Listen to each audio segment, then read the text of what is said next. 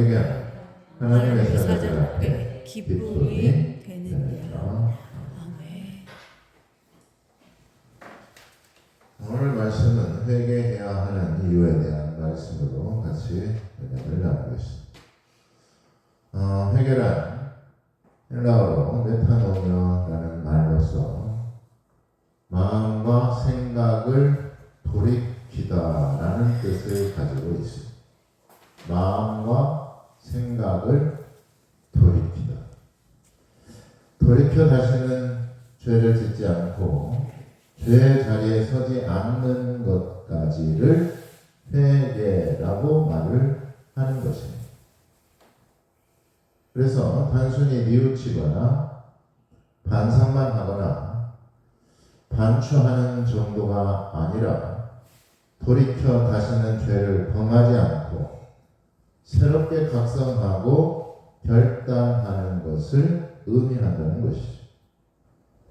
또한 회개할 때 내가 죄인이라는 사실을 자각하고 깨닫는 것이 그 무엇보다도 중요하다는 말씀입니다.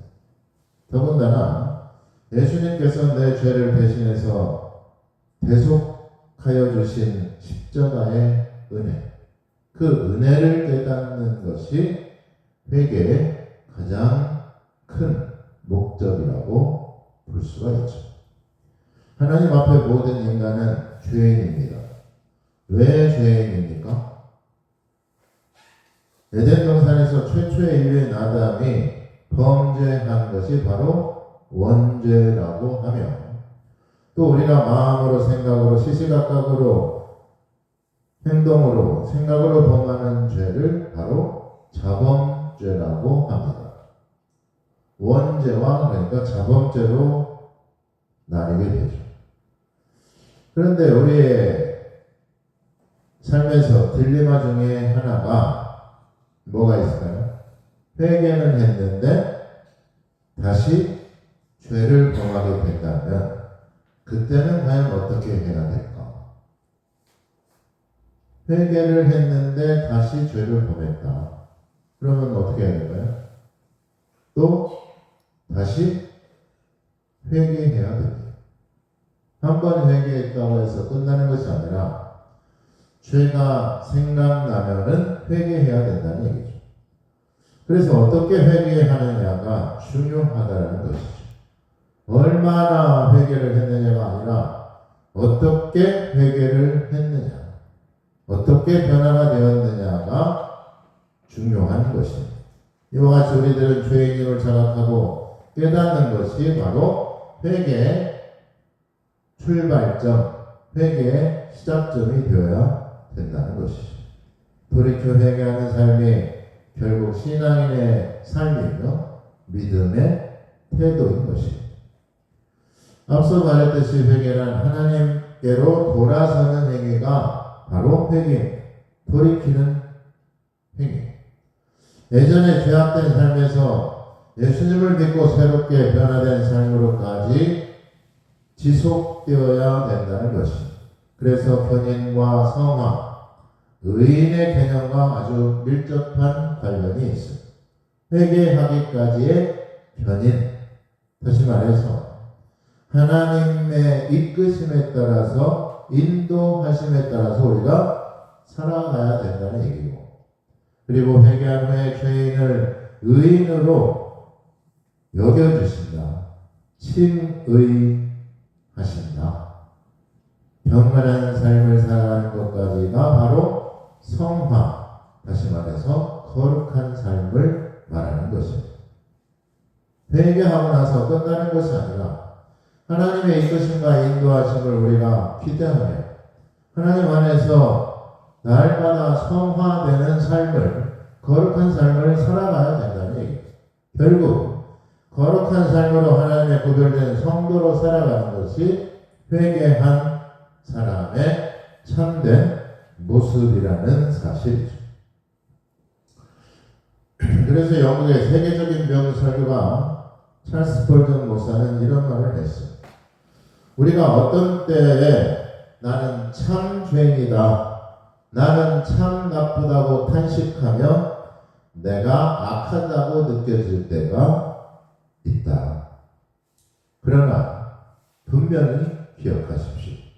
당신은 그것보다 더 악하다고 하는 사실을 기억하십시오. 라고 말을 했습니다. 우리가 알고 있는 죄보다 내 죄가 더 크다는 것이고, 내가 알고 있는 죄보다 더 엄중하다는 사실을 우리는 때론 잊고 산다는 얘기입니다. 그러므로 진정한 회개는 습관적인 뉘우침이나 반성에 그치는 것이 아니다라는 얘기죠. 인간의 굴레라는 서머셋 모험의 자서전적 삶을 내는 내용이 있습니다. 이 사람은 어렸을 때부터 소아마비로 한쪽 다리가 불편한 상태로 살아갔죠.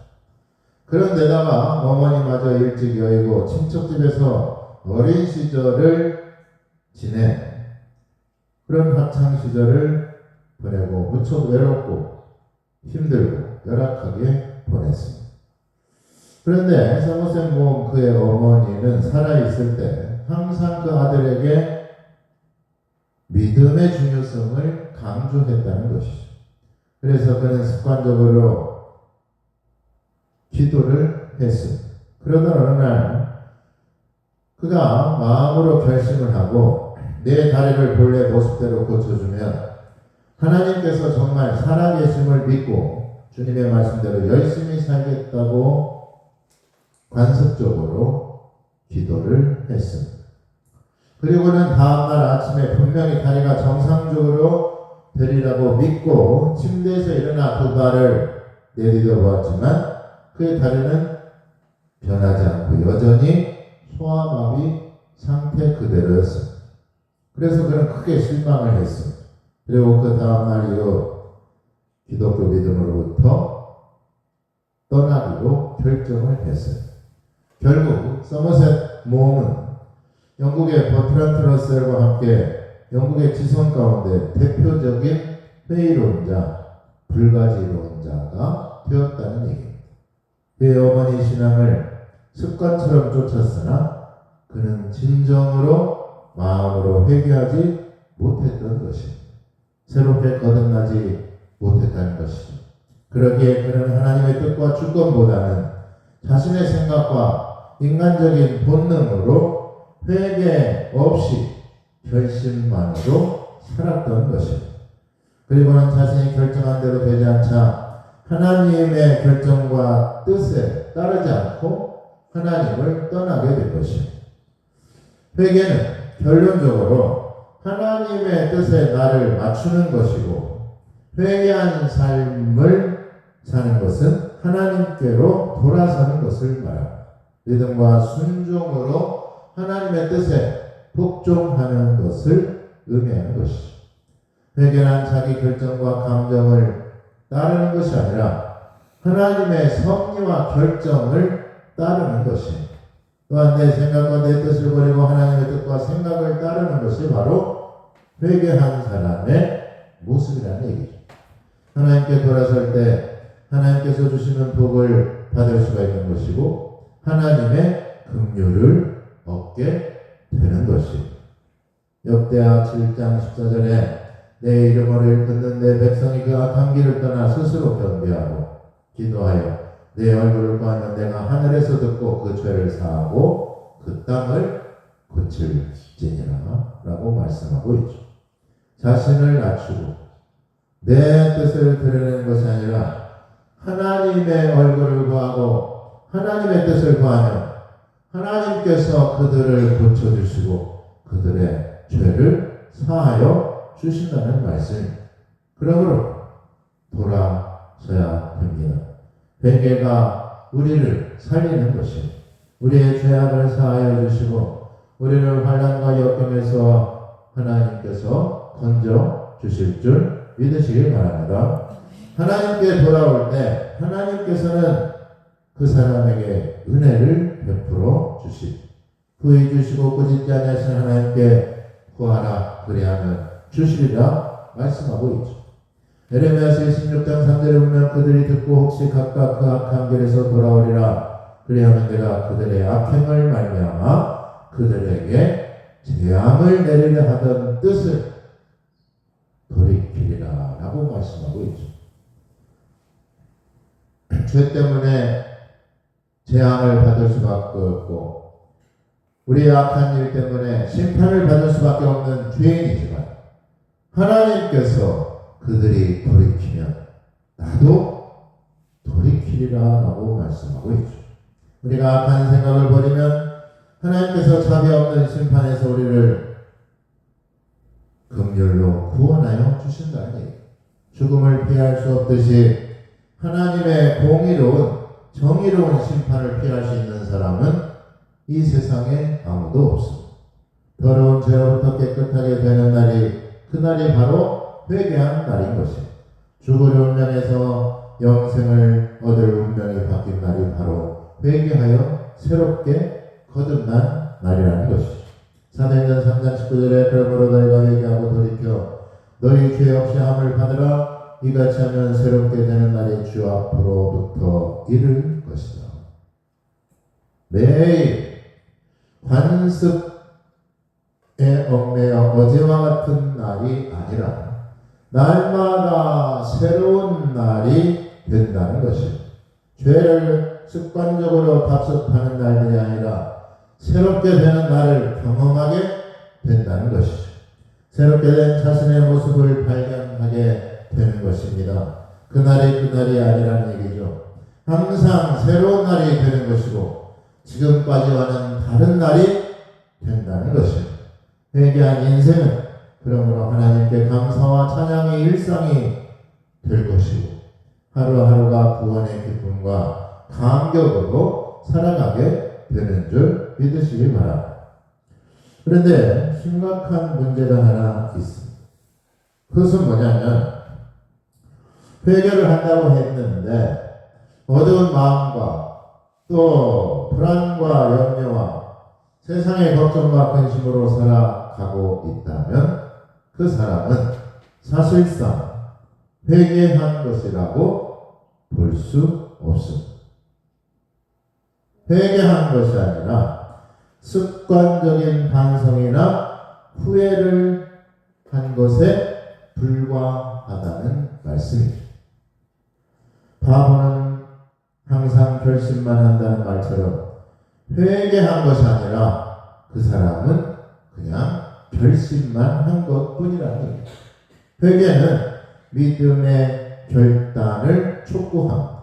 그리고 결정적으로 회개한 마음에는 하나님의 성령이 임하게 된다는 얘기죠.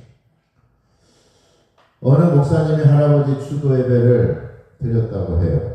할아버님 추도 예배 중에 특징이 하나 있는데 늘 같은 찬송가를 그 추도 예배 때마다 불렀습니다. 왜냐하면 할아버지가 돌아가시기 전에 가장 애창했던 찬송가가 있습니다. 그 찬송가가 오늘 찬송가 불렀던 찬송입니다. 나 주를 멀리 떠났다 이제 옵니다. 나 죄의 길에 시달려 주여 옵니다. 나 이제 왔으니 내 집을 찾아 주여 나를 받으사 맞아 주소서. 자신의 삶을 철저히 돌이켜 회개하고 하나님께 돌아간다는 믿음의 내용의 찬송입니다. 생을 정리하면서 이 찬양을 통해서 삶을 돌아보는 시간을 그 할아버지는 항상 가지셨다는 얘기입니다. 탈무드에 보면 회개하는 자가 서 있는 땅은 가장 훌륭한 성자가 서 있는 땅보다 거룩하다. 회개한 사람이 서 있는 땅이 가장 훌륭한 성자가 서 있는 땅보다 더 거룩하다. 회개가 얼마나 중요한 것인가를 우리에게 말씀하고 있죠. 돌이켜 회개하는 말씀을 듣고 회개에 합당한 열매를 맺으며 살아가는 것이 바로 그리스도인의 운명과도 같은 것입니다. 왜냐하면 예전에 죄악된 모습에서 하나님의 자녀로 거듭나야만이 하나님을 만날 수 있기 때문인 것이 돌이킬 줄 모른다는 것은 자신의 죄를 인정하지 않고 자각하지 않고 모르고 살아간다는 것이고, 그래서 세상에는 두 종류의 사람이 있어요. 하나는 자신이 죄인인 줄 아는 죄인이 있고, 자신이 죄인인 줄 모르는 죄인이 있다. 다시 말해서 회개한 죄인과 회개하지 않은 죄인이 있는 것. 딱 두 부류의 사람밖에 없어요. 회개한 죄인이 있고 회개하지 않은 죄인이 있다. 하나님께 돌아선 죄인은 그러므로 하나님께서 그를 자녀로 의롭게 여겨주시는 것이고, 하나님께 돌아서지 않은 죄인은 그는 그저 죄인인 것입니다. 심판받아 마땅한 죄인에 불과한 것이죠. 그래서 회개를 다른 말로 표현하자면 기회를 얻는 것을 말합니다. 돌이킬 수 있는 기회, 구원을 받을 수 있는 기회라고 볼 수가 있죠. 회개할 수 있는 기회가 얼마나 중요한 것인지 우리가 그러므로 생각해야 돼요. 회개할 기회를 놓쳐버리게 되면 그 사람은 어떻게 되는 것일까요? 구원을 받을 기회를 놓쳐버린 것이고, 하나님의 자녀가 되는 기회를 놓쳐버린 것이고, 하나님의 은혜와 축복을 받아 누릴 축복을 잃어버린 것입니다. 독일의 아주 유명한 철학자 임마누엘 칸트라는 사람이 있어요. 그러나 아주 사고가 깊어서 철학자 중에서도 철학자라고 불리는 사람이 무엇이든지 깊이 생각하고 무엇이든지 깊이 결정하고 이성적으로 냉철한 사람이었어요. 그런데 그는 평소 친해져 지냈던 한 연인으로부터 계속 청혼을 받았지만 그는 쉽게 답변을 하지 않았다고 합니다. 그런 태도가 답답했던 여인이 칸트에게 직접 찾아가서 결혼 여부를 분명히 나에게 말해달라고 다그쳤습니다. 칸트가 생각해 보겠습니다 라고 말을 한 뒤 바로 그 즉시 도서관에 가서 결혼에 관한 책들을 모두 찾아서 결혼에 대해 찬성하는 의견과 결혼에 대해서 반대하는 의견을 모두 연구하면서 결혼을 해야 좋을지 안 해야 좋을지를 철학적으로 연구하고 분석하기 시작했습니다. 그리고 연구한 끝에 결정을 하고는 칸트가 그 여인의 집에 찾아가 그녀의 아버지에게 이렇게 말을 했죠. 당신의 따님과 결혼하기로 결정했습니다 라고 말을 하자 그 여인의 아버지가 하는 말이 너무 늦었어. 내 딸은 벌써 결혼해서 두 아이야 어머니가 되었다네 라고 말을 했다는 것이.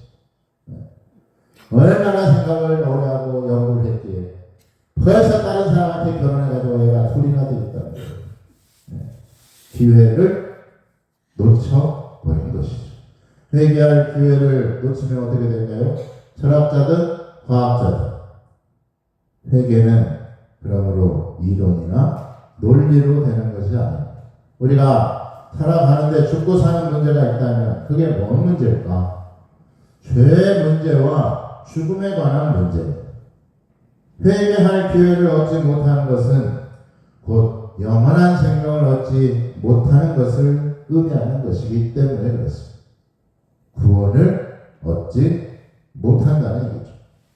에스겔서 33장 9절과 11절에 보면 그러나 너는 악인에게 경고하여 돌이켜 그의 길에서 떠나라고 하되 그가 돌이켜 그의 길에서 떠나지 아니하면 그는 자기 죄악으로 말미암아 죽으려니와 너는 내 생명을 보전하리라. 돌이켜 악한 길에서 떠나라 라고 말하고 있죠. 또 11절에 보면 너는 그들에게 말하라. 주 여호와의 말씀이니라. 나의 삶을 두고 맹세하노니 나는 악인이 죽는 것을 기뻐하지 아니하고 악인이 그의 길에서 돌이켜 떠나 사는 것을 기뻐하노라. 하나님께서는 악인이 회개하지 않고 죽는 것도 기뻐하지 않으시는 분이시다. 그러므로 이스라엘 족속아 돌이키고 돌이키라. 너희 악한 길에서 떠나라. 어찌 죽고자 하느냐. 자기가 선한 줄로 착각하고 있는 사람들이 아주 많이 있습니다. 그러나 하나님 앞에서 죄 없다 할 사람은 아무도 없다는 것을 우리는 깨달아야 됩니다. 그러므로 회개할 수 있는 기회를 우리가 절박하게 붙잡아야 된다는 얘기죠. 차윤순이라는 분은 35년간 일본에서 문서 전도자로서 말씀을 전하시던 그러한 분이었습니다. 남편과 함께 고아원을 운영을 하였는데 자기 자녀들이나 고아원에 들어온 고아들을 차별하지 않고 그들은 똑같이 차별 없이 그들을 대우하고 키웠다고 합니다. 그 고아원을 35년간 운영을 하면서 아주 중요한 사실을 하나 깨달은 게 있습니다. 고아원 사정이 어려워서 고아원에 먹을 것이 없고 고아원이 재정이 부족하고 모자라거나 할 때 그때 느낀 것인데 고아들은 눈치를 서로 보면서 고아원을 떠날 채비를 한다는 것이에요. 그런데 반대로 고아원 원장의 친자녀들은 고아원 사정이 더 어려우면 어려울수록 더욱더 부모 품에 파고 들어온다는 사실을 깨닫게 된 것이죠. 무슨 뜻입니까? 친자식과 고아들은 다를 수밖에 없다는 얘기. 회개한 죄인은 바로 하나님의 자녀가 된다는 것이죠. 그래서 이사야서 49장 13절 15절에 하늘이여 노래하라 땅이여 기뻐하라 산들이여 즐거이 노래하라 여호와께서 그의 백성을 위로하셨은즉 그의 고난 당한 자를 긍휼히 여기실 것임이라. 오직 시온이 이르기를 여호와께서 나를 버리시며 주께서 나를 잊으셨다 하였거니와. 여인이 어찌 그 젖 먹는 자식을 잊겠으며 자기 태에서 난 아들을 긍휼히 여기지 않겠느냐. 그들이 혹시 잊을지라도 나는 너를 잊지 아니할 것이. 하나님께서는 우리를 결코 놓지 않으신다는 얘기. 사람은 시간이 지나면 잊혀지게 됩니다. 또 세월이 가면 내성이 생기게 됩니다. 그래서 무덤덤해지고 권태롭게 되고 그러려니 하게 됩니다. 지켜주겠다든 끝까지 나를 사랑해주겠다든 부모도 언젠가는 세상을 떠나게 되는 것입니다. 끝까지 책임을 지겠다든 맹세했던 우정도 세월을 결코 이길 수가 없다는 것이죠. 그러나 하나님은 우리를 끝까지 책임져 주시고 끝까지 우리와 함께하여 주시는 분이신 줄 믿으시기 바랍니다. 16절에 보면 내가 너를 내 손바닥에 새겼고 내 성벽이 항상 내 앞에 있느니라. 하나님 앞에 우리가 하나님께서 우리를 택하시고 하나님께서 우리를 절대로 잊지 않겠다고 내가 너를 기억하겠다고 말씀하고 있는 것입니다. 손바닥에 새겼다. 결코 잊지 않겠다는 얘기입니다. 우리는 죄인같이 하나님을 떠날지라도 하나님께서는 우리를 결코 떠나지 않겠다는 것이죠. 우리는 하나님을 가끔 내 필요에 따라서 잊어버리고 하나님을 떠나 살지만 하나님께서는 결코 우리를 버리지 않겠다는 얘기입니다. 우리가 때로는 하나님의 품을 떠나 세상에서 방황하며 살지라도 하나님께서는 한번 품은 마음을 끝까지 지키시는 분이라는 얘기입니다. 그러므로 우리를 영원히 기다리시는 하나님께로 우리가 돌아서야 되는 줄 믿으시기 바랍니다. 감리교 창시자였던 요한 웨슬레는 이러한 말을 했습니다. 자기의 돈지갑이 회개하지 않으면 그 사람은 참된 회개를 한 것이 아니다. 또 마틴 루터는 참된 신자가 되기 위해서는 머리와 가슴과 돈지갑이 회개해야 된다 라고 말하고 있죠. 침례교회 한 목사님이 한 성도에게 침례를 하려고 그 성도가 물속으로 들어가야 됐습니다. 침례교는 물속에서 세례를 받죠. 그게 침례죠. 그래서 목사님이 그 성도에게 물속에 들어오지 않자, 아니 왜 도대체 물속에 들어오지 않는 겁니까? 라고 말하자 그 성도가 뭐라고 했을까요? 제 주머니에 지갑이 있어요 라고 말을 하더라고요. 목사님이 그러면 그 사람들에게 뭐라고 했을까요? 그러면 그 지갑도 침례를 받아야 됩니다 라고 말을 했다는 것이죠. 여러분, 회개는 머리로만 하는 것이 아니라 마음과 가슴과 행동이 회개해야 된다는 얘기입니다. 관심이 바뀌어야 되고 생각이 바뀌는 것을 말합니다. 마음과 가슴까지도 회개해야 됩니다. 행동도 말도 바뀌는 것이 바로 회개죠. 한마디로 새롭게 변화되는 것입니다. 그래서 회개를 다른 말로 회심이라고 하는 것. 마음을 돌이키고 마음이 새로워지고 행동이 바뀌는 것입니다. 에스겔 선지자는 에스겔서 36장 26절에 또 새 영을 너희 속에 두고 새 마음을 너희에게 주되 너희 육신에서 굳은 마음을 제거하고 부드러운 마음을 줄 것이다. 다시 말해서 우리가 회개할 때 마음이 새로워지고 강팍하고 고약한 성질머리가 바뀌게 되는 것입니다. 성품이나 인품도 바뀌는 것입니다. 대부분 변화되지 않는 이유는 어디에 있습니까? 선입견과 편견을 가지고 있어서고 또 변화되지 않는 이유는 고집과 강팍한 마음 때문에 그렇습니다.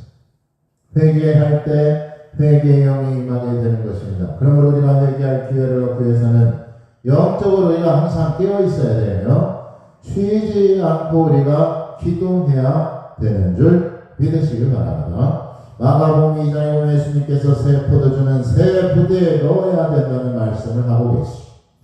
새롭게 된 마음으로 산다는 것은 바로 회개하는 삶을 말하는 것입니다. 22절 말씀에 보면 새 포도주는 낡은 가죽 부대에 넣는 자가 없나니 만일 그렇게 하면 새 포도주가 부대를 터뜨려 포도주와 부대를 버리게 되리라. 오직 새 포도주는 새 부대에 넣느니라. 물어볼 것도 없이 새 포도주는 새 부대에 넣어야 됩니다. 새 포도주를 새 부대에 넣지 않는다면 그 헤어진 오래된 부대는 결국 찢어져 버리고 터져 버리기 때문에 그렇죠. 옛 사람의 죄악된 습성을 버리지 않는 한 여전히 죄에 빠져 살아갈 수밖에 없고 세상의 음침한 골짜기로 돌아다닐 수밖에 없다는 얘기입니다. 회개하지 않는다면 여전히 우리는 죄의 노예로 살아가게 될 것이고 심판받기 두려워서 형벌이 두려워 불안과 공포와 염려와 근심으로 살아가게 된다는 말씀이죠. 회개할 때 새로워지게 됩니다. 회개하면 마음이 새로워지게 되는 것입니다. 회개하면 새 영이 우리에게 임하게 되는 줄 믿으시길 바랍니다. 따라서 한번 해볼까요? 회개가 돼야 용서도 있다. 다시 한번 회개가 돼야 용서도 있다. 회개 없이는 용서도 없는 것입니다. 회개가 얼마나 중요하냐면 베드로와 가룟 유다를 보면서 우리가 분명하게 알 수가 있죠. 둘 다 똑같이 예수님을 배신을 했습니다. 오히려 베드로가 더 고약하고 괘씸한 것은 내가 주를 위해서 목숨까지도 바치겠다. 내가 죽기까지 주님을 따르겠다라고 말했던 사람이 바로 베드로. 그는 예수님을 한 번도 아니고 두 번도 아니고 세 번씩이나 부인을 했어요. 그렇다면 베드로가 나쁜 놈이요? 가룟 유다가 나쁜 놈이요? 네? 누가 더 나쁜 놈이요? 베드로가 훨씬 나쁜 놈이에요. 3번씩이나 자기 스승을 배신했어요. 가룟 유다는 딱 한 번 배신한 거예요. 그렇지 않습니까? 세상의 눈으로 봤을 때는 베드로가 훨씬 더 나쁜 놈이에요. 그런 베드로가 어떻게 주님께 택함을 받았을까? 주님 앞에 베드로는 눈물로 회개했기 때문에 그렇습니다. 회개하고 베드로는 돌아섰기 때문에 그렇습니다. 그런데 가룟 유다는 후회만 했지 회개하지 않았습니다.